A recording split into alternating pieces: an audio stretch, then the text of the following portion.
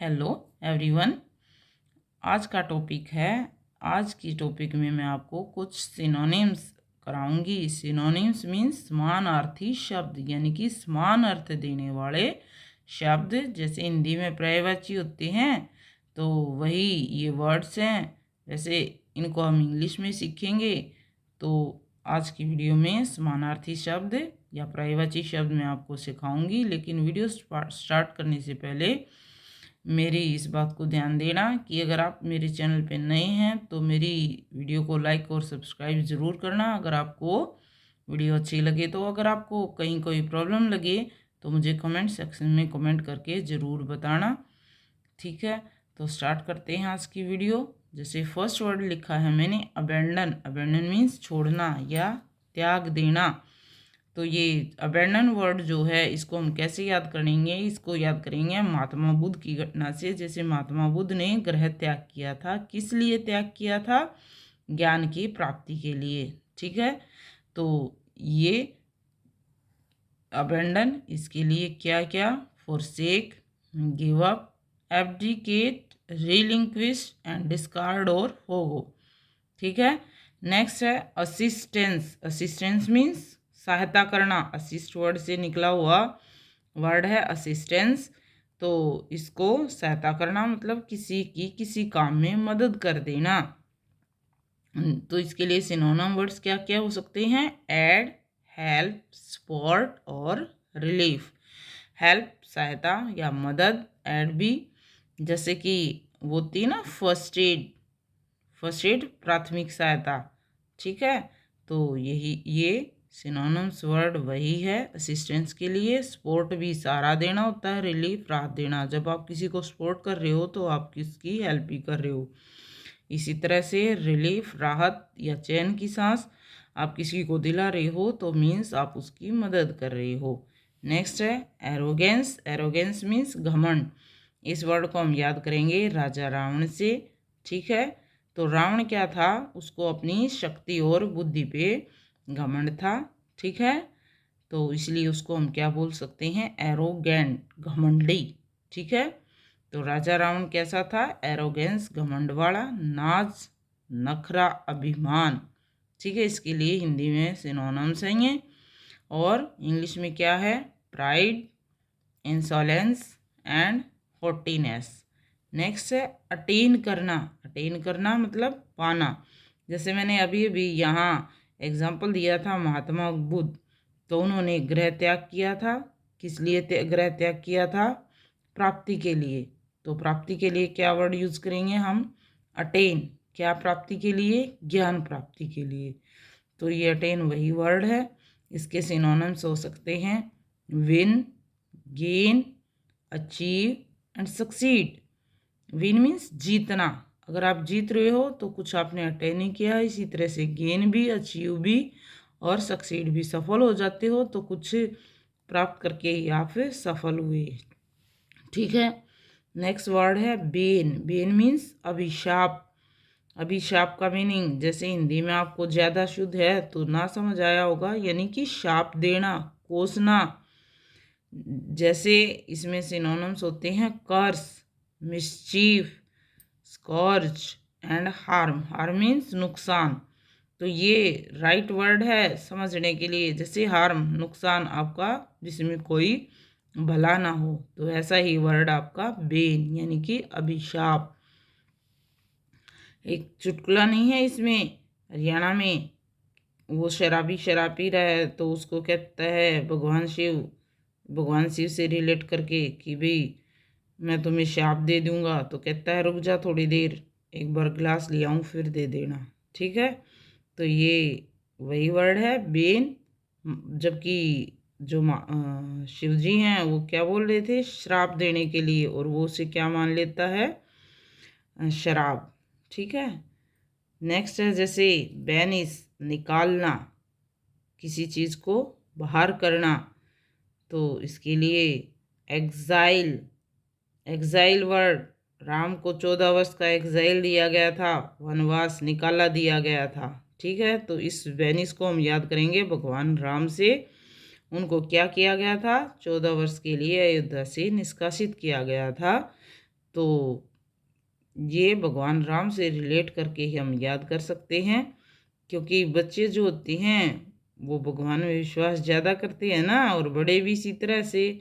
क्यों? क्योंकि राम एक आदर्श पुरुष थे, तो निकाला दिया गया था, या देश से निकालना या राज्य से निकालना, तो इसके लिए सिनोनिम वर्ड्स क्या हैं? एक्साइल, डिसमिस और एक्सपेल। ठीक है। नेक्स्ट है बार्ड। बार्ड मीन्स चारण। अब इसके सिनोनिम्स लिखे हैं मैंने, सिंगर और मिनिस्ट्रल। अब सिंगर से तो आप समझ जाओगे जल्दी से, सिंगर भाई गाने वाला, गायक, और मिनिस्ट्रल भी गायक। लेकिन यहाँ जो बार्ड वर्ड यूज हुआ है और मिनिस्ट्रल, चारण। क्या चारण? कई बच्चे तो इसको स्टेप मान लेंगे, चरण की, एक चरण से दूसरे चरण में, यानी कि एक क्रम से दूसरे क्रम में, लेकिन ये वो वाला चरण नहीं है।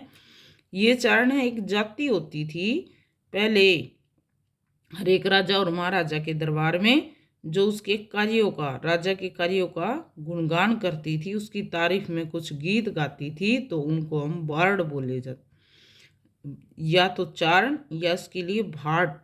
तो ये जो भाट वर्ड है और बार्ड, तो यहाँ पे बार्ड जाति के नाम से बार्ड वर्ड को याद कर सकते हैं कि जो जाति थी वो गाने का कार्य करती थी, तो ये बार्ड वही है, यानी कि सिंगर। ठीक है। नेक्स्ट है बियर। बियर मीन्स सहन करना। जैसे बियर इंग्लिश वर्ड है, तो इसको सहन करना मीनिंग है।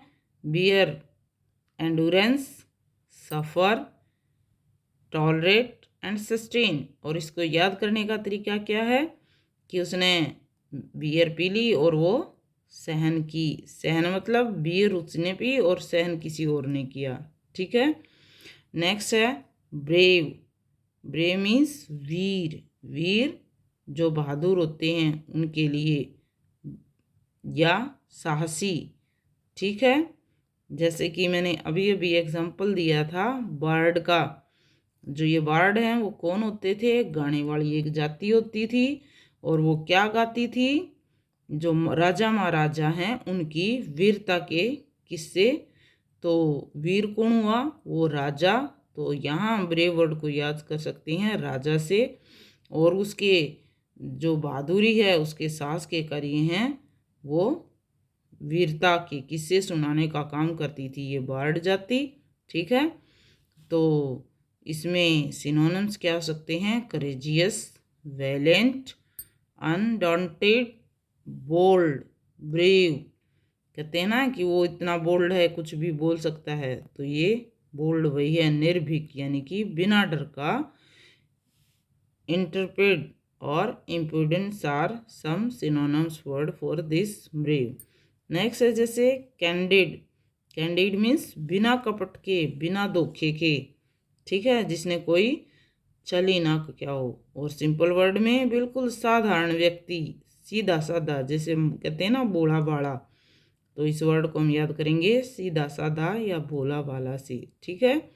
तो इसके लिए फ्रैंक। फ्रैंक मीन्स बिल्कुल clear. Blunt and outspoken. Outspoken means बाहरी रूप से, जैसे बोलने वाला, यानी कि बहुत ही साफ दिल वाला, जिसको हम कह सकते हैं। Straight forward. स्ट्रेट बिल्कुल सीधा, फॉरवर्ड मीन्स आगे की ओर देखने वाला, बिल्कुल सीधा। ठीक है। तो इस कैंडिड को हम कैसे याद कर सकते हैं? सीधा साधा भोला भाला वर्ड से। निष्कर्ष तो ज़्यादा शुद्ध हिंदी है, तो मीनिंग कुछ बच्चों को समझ नहीं आएगा, इसलिए हम इसके लिए क्या मीनिंग लिख सकते हैं? सीधा साधा भोला भाला। ठीक है। जैसे हरियाणा में एक छोटी सी पोएम है ना, सीधा साधा भोला भाला पहनावा और खान पान यहाँ का। ठीक है। नेक्स्ट है चेस्ट। चेस्ट मीन्स पवित्र। जैसे यहाँ सीधा साधा भोला वाला है, तो इसी तरह का वर्ड है पवित्र। पवित्र मीन बिल्कुल साफ, बिना दाग का, जिसमें कोई कमी ही ना हो। ठीक है। तो इसको क्या है इसका synonyms? Pure, clean, virtuous. Virtuous means गुणी, गुणों से युक्त, अनडिफाइल्ड। तो ये हैं इसके कुछ सिनोनिम्स वर्ड। अब नेक्स्ट है इसमें कमेंड, कमेंड मीन्स तारीफ करना यानी कि प्रशंसा करना। जैसे एक कवि है ना, किसी भी चीज़ की बढ़ चढ़कर अपनी कविता में क्या करता है, कमेंड करता है यानी कि तारीफ करता है। तो इसके लिए एक अलंकार यूज होता है, उसको क्या कहते हैं, अतिशयोक्ति, तारीफ करने में। ठीक है, प्रेज प्रशंसा, अपलॉड अप्रूव और कॉम्प्लीमेंट।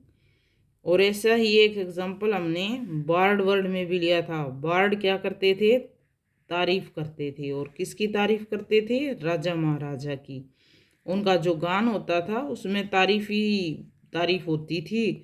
तो बार्ड को रिलेट किया है हमने कमेंट से कि बार्ड क्या करते थे, तारीफ करने का काम। और किसकी तारीफ, राजा की। ठीक है, यानी कि प्रेज प्रशंसा, अपलॉड और अप्रूव या कॉम्प्लीमेंट। ठीक है, तो इस वीडियो में नहीं, बाकी सिनोनिम्स मैं आपको नेक्स्ट वीडियो में कराऊंगी। तो please subscribe my channel and like also. If you have any complaint please tell me in the comment section. Thanks for watching my video.